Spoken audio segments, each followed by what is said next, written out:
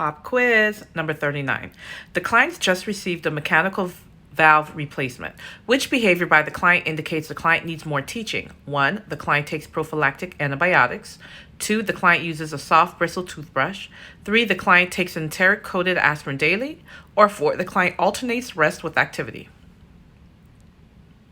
And guys, the correct answer is 3. The client takes an enteric-coated aspirin daily. Now, this would show that they need further teaching because number 1, I've told you a million times, post-op, after surgery, I don't care what type of surgery it is, patients at risk for bleeding, infection, and developing a DVT or pulmonary embolism, right? Okay, so not only is this patient post-op, look at the type of surgery that patient had. They had a mechanical valve replacement. So you know that patient's going to be on anticoagulants. Do you think it's a good idea for somebody who's on anticoagulants to also take something that would interfere with clotting, such as aspirin or NSAIDs? No, that's crazy. Number 3 is the correct answer.